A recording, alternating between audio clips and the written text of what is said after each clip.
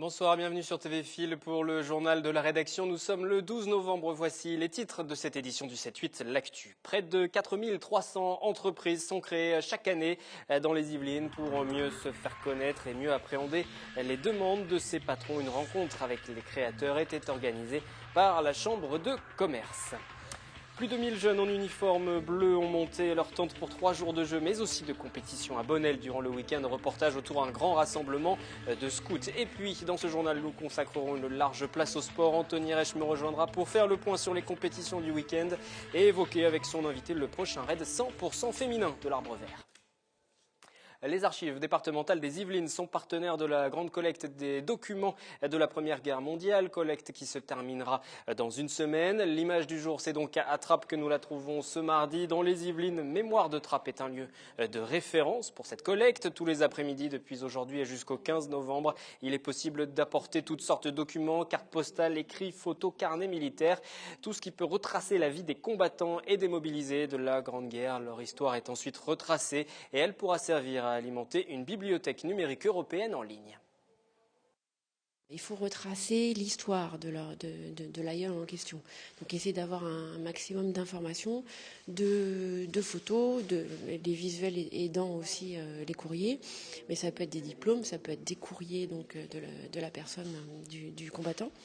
Ça peut être des documents officiels comme l'acte des décès ou des choses comme ça qui va nous permettre de retracer la vie donc, sur le front depuis 14 jusqu'à 18 du combattant. On numérise dans un premier temps, donc soit on demande aux gens de revenir pour les récupérer quand ils n'habitent pas trop loin. Mais en tout cas, chaque personne repart avec ses objets et ses biens.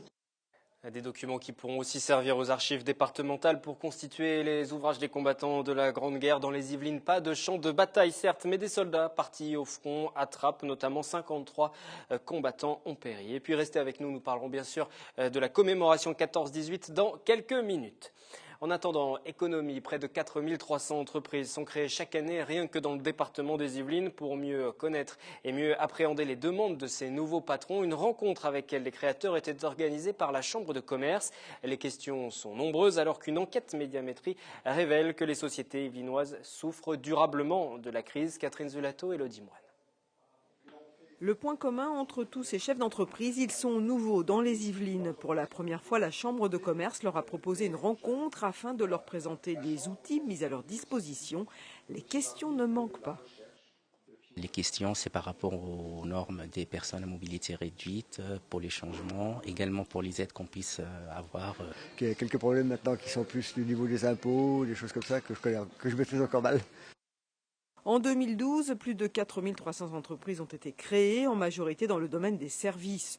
Une récente enquête Médiamétrie pointe du doigt des inquiétudes parmi les chefs d'entreprise. Les responsables de PME font état d'une sensible dégradation de leur activité. Dans le département des Yvelines, d'après l'enquête qui a été faite, c'est surtout effectivement le commerce et le commerce non alimentaire en particulier qui souffrent, mais aussi les autres entreprises qui n'ont pas prévu ni d'investir, ni de recruter. Et je pense qu'on est dans une période un petit peu compliquée actuellement. Il y en a besoin justement d'accompagner les entreprises. On est là pour apporter peut-être des solutions auxquelles ils ne pensent pas. Des nouveaux outils d'aide qui passent par un rapprochement géographique. Les Yvelines sont maintenant découpées en 5 zones et un élu et un conseiller sont affectés à chaque partie du territoire, mais ce n'est pas tout. Nous réfléchissons beaucoup sur un certain nombre de cautions. On essaye de trouver des idées sur les plans de revitalisation. On espère pouvoir trouver des solutions sur les prêts aux entreprises qui ont besoin d'emprunts. On a plusieurs pistes actuellement, mais il est un petit peu tôt pour en parler. Des soutiens qui sont un véritable enjeu, car comme l'affirme Gérard Bachelier, lui-même chef d'entreprise, le plus difficile n'est pas de créer sa société, mais de la faire évoluer. Une prochaine soirée Bienvenue en Yvelines sera organisée en février 2014. Ce week-end, les scouts d'Europe du département se sont réunis à Bonnel. Plus de 1000 jeunes en uniforme bleu qui sont venus monter leur tente pour 3 jours de jeu, mais aussi de compétition. Des jeunes de 12 à 18 ans qui tentaient de se qualifier pour l'Eurojam. C'est un rassemblement mondial, cette fois-ci des scouts d'Europe. Ça se déroule tous les 10 ans. Les précisions, Claire Cambier et Patrick Jacques de Dixmude. Un impressionnant campement a investi les plaines de Bonnel ce week-end. 1200 scouts d'Europe venus de tout le département.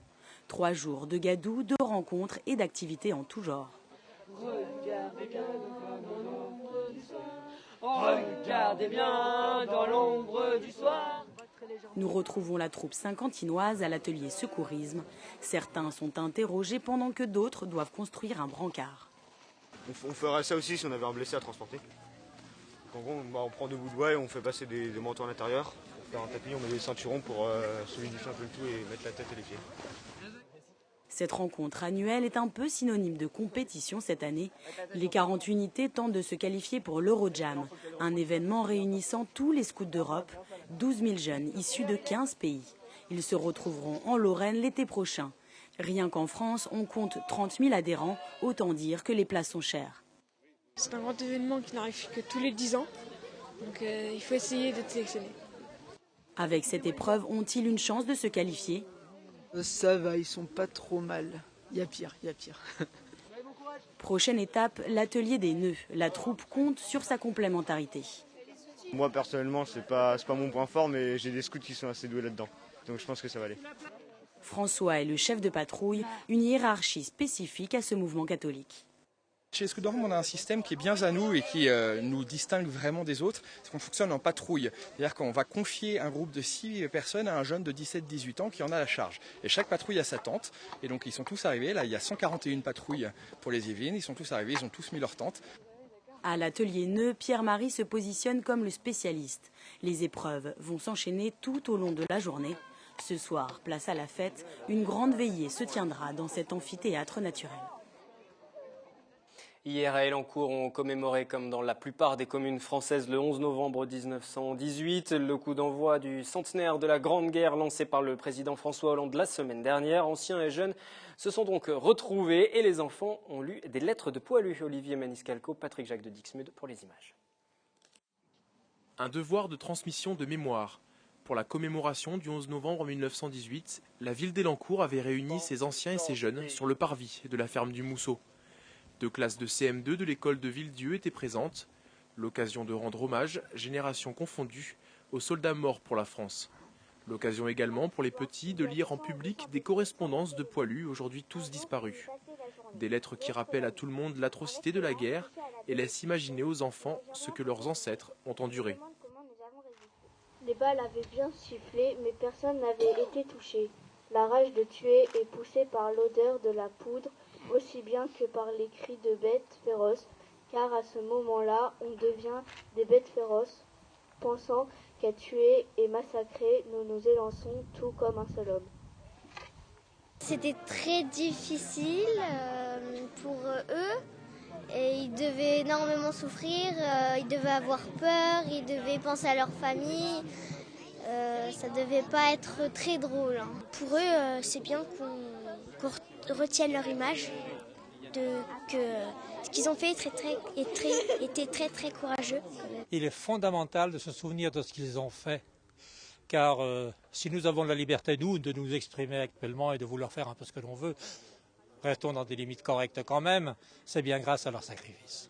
Apprenez, pénétrez-vous de l'histoire de France qui est magnifique, pénétrez-vous de ce que ces gens-là ont fait et dites-vous comment faire pour que ça ne recommence pas.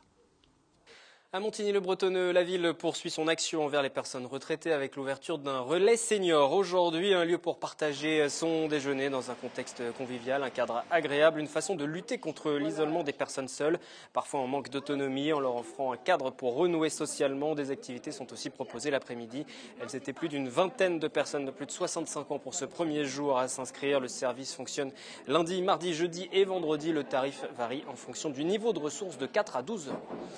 Et puis cette autre information, face à la terrible catastrophe provoquée par le typhon sur les Philippines et le Vietnam, le Secours populaire lance un appel à la générosité populaire. Les différentes antennes locales sont mobilisées, dont celle des Yvelines. Pour faire un don, l'adresse s'est affichée sur votre écran. Il y a aussi un site internet www.spf78.com. La catastrophe a déjà fait plus de 10 000 morts, 2 000 disparus. Les vents ont soufflé à plus de 380 km/h, ravageant 70 à 80% des zones traversées.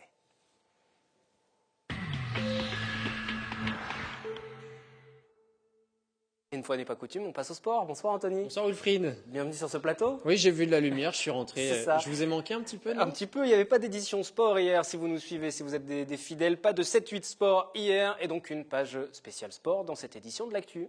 Oui, bonsoir à tous et bienvenue pour un 7-8 sport un petit peu express. C'est le numéro 36 quand même.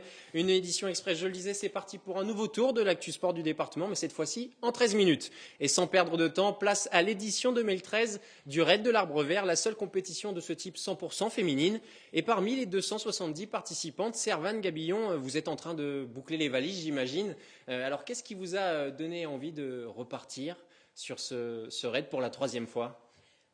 Déjà, l'esprit de compétition qui est très important dans ce raid, avec un esprit d'entraide qui est sympa. Le fait de découvrir des pays différents tous les ans. Cette année, c'est en Malaisie et c'est un pays que je ne connaissais pas du tout, donc ça tombe bien. Et puis, on est une équipe très soudée avec laquelle on s'entend bien. Et on fait des week-ends d'entraînement réguliers tout au long de l'année. C'est vrai que c'est aussi sympa de s'entraîner tout ensemble que de participer au raid en lui-même. Donc c'est pour faire du tourisme.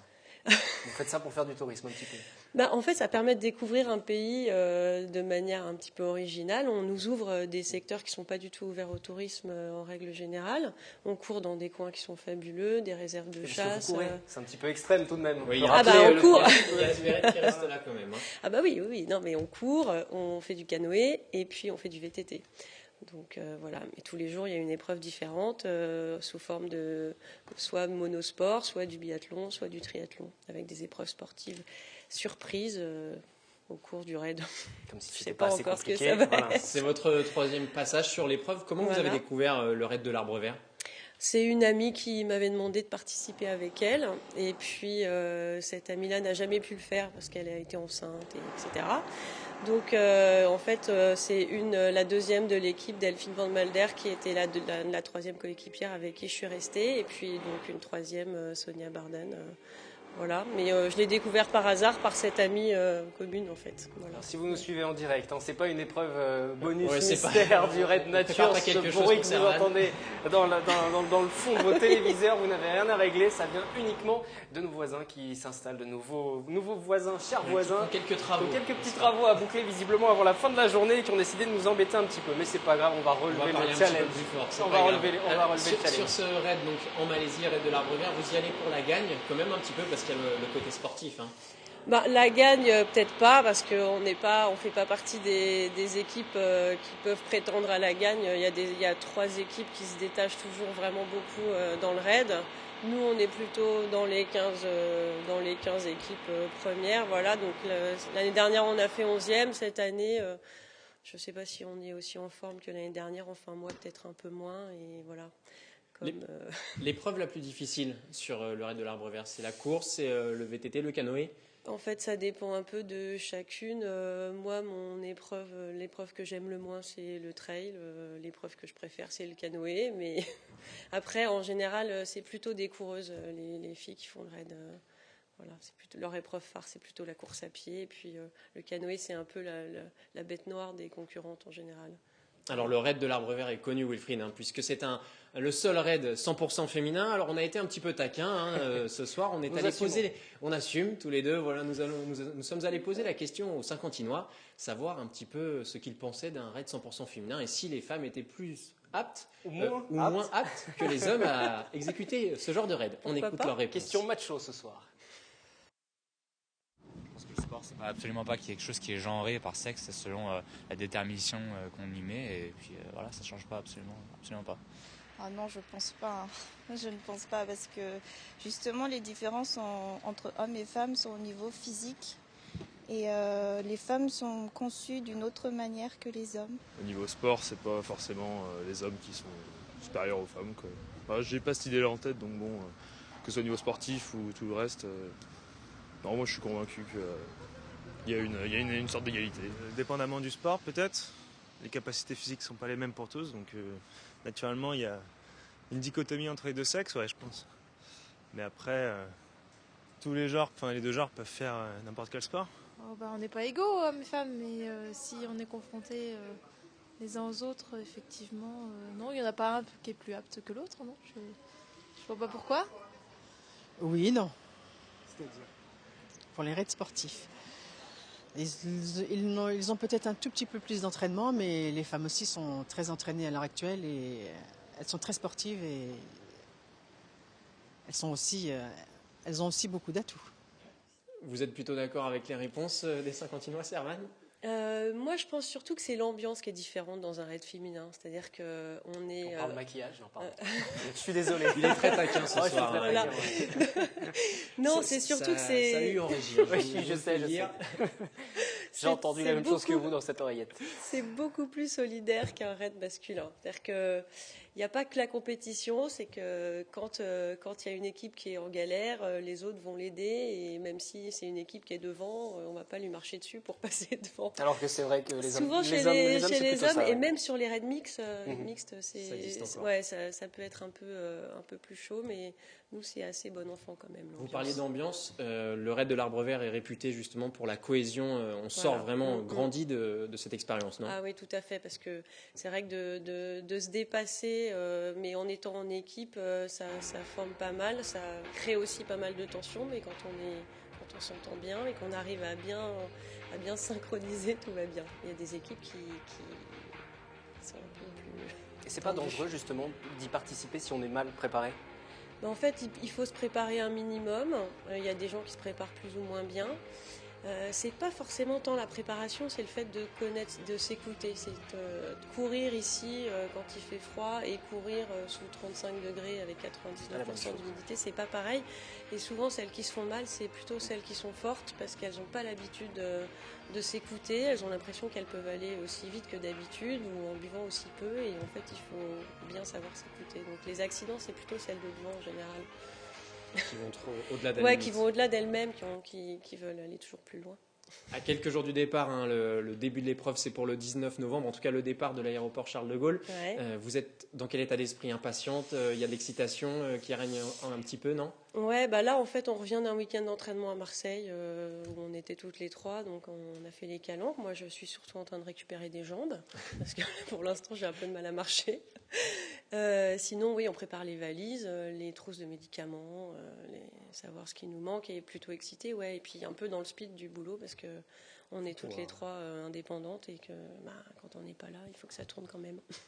Il y a le côté sportif, on en a parlé, mais pour le raid de l'Arbre Vert, il faut réunir des fonds.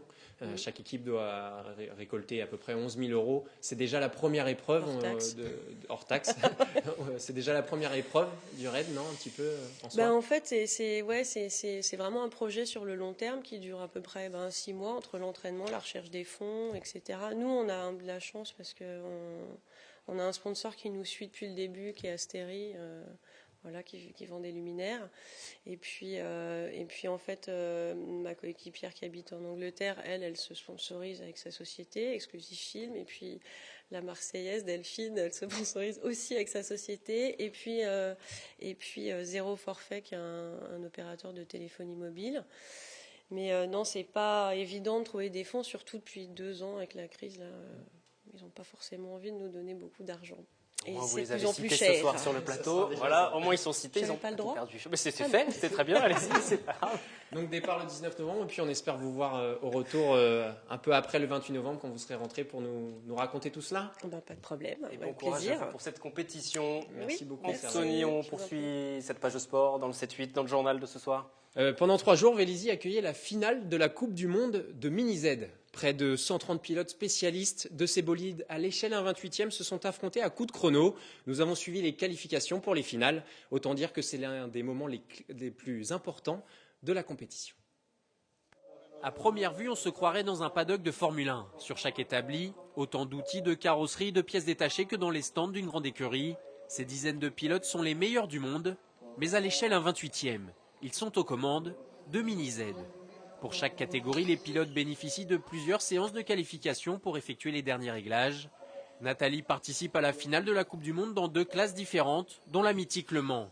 C'est son époux qui fait office de mécanicien. Ça dépend de la piste, ça dépend si ça accroche, si ça accroche pas. Donc on peut changer des pièces, on peut changer aussi les pneus. Enfin, il y a plein de choses, plein de réglages. Puis après, au bout d'un moment, moi je touche plus à rien. Avec 130 pilotes et 13 nationalités différentes, l'accès à la piste de la finale mondiale est strictement réglementé. On vérifie le poids de la voiture complète avec les accus, le moteur, c'est bien toujours le même moteur, donc il est numéroté et individualisé par pilote. Et donc on vérifie les pneus, parce que c'est des pneus bien spécifiques pour la piste. Voilà. Le verdict sur le podium commande à la main. Pendant une vingtaine de tours, les pilotes entrent dans une concentration ultime, toujours à la recherche de la trajectoire optimale, mais parfois jusqu'à la rupture et la sortie de route. Je crois que j'ai perdu un tour, parce que là, à la fin, juste avant le bip, quelqu'un m'a sorti au bip. Voilà. Donc ça, c'est... Voilà. Là, c'est sûr que j'ai perdu un tour. La voiture allait bien, oui, ça allait mieux. Encore quelques fautes, un petit peu de problème avec les trafics, mais la voiture, ça me plaît pour le moment. Oui. Dans cette course au temps, Nathalie et Steve ne décrocheront pas le temps scratch. Près de 200 départs ont été donnés à Vélizy tout le week-end. Le dimanche, la plupart des finales ont été trustées par les pilotes finlandais.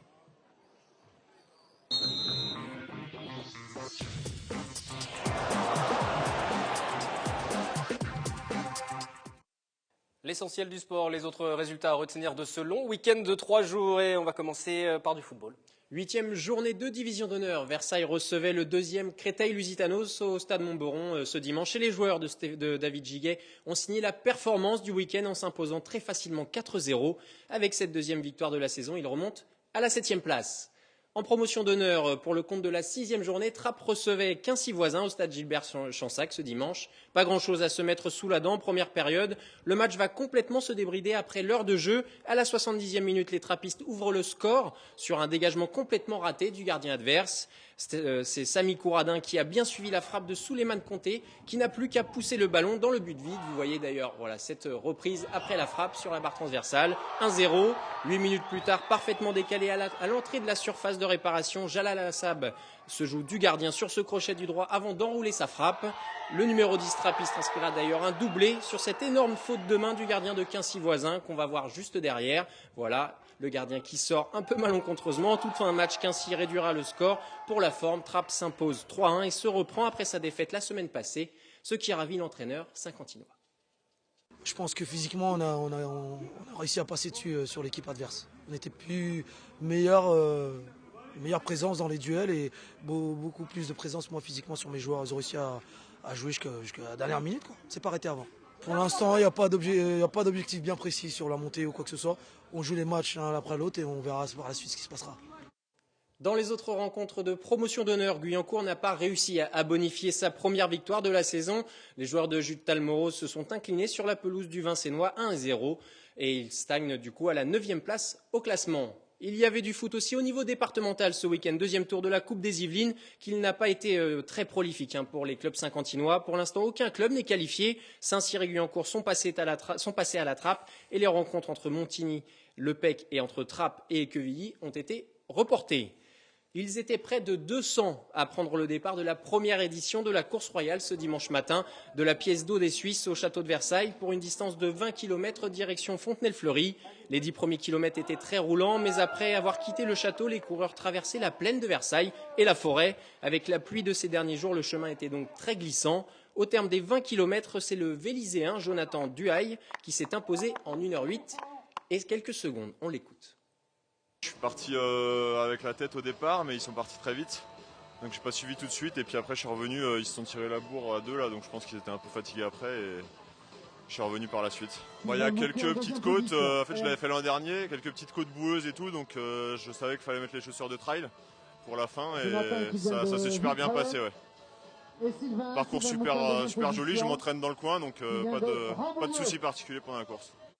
En tennis de table, 4e journée de championnat par équipe de nationale de femmes. Elancourt s'est incliné 8-4 face à Fontenay. De son côté, l'entente voisin Saint-Arnoux s'est imposée dans la douleur à l'Esquin, dans le Nord-Pas-de-Calais, 8-6. Avec cette 4e victoire en autant de journées, les joueuses de Geoffrey-Nizan sont évidemment leaders de leur poule D de National 2 avec 12 points et 2 longueurs d'avance sur Mayenne. Les Saint-Quentinoises restent la seule équipe encore invaincue.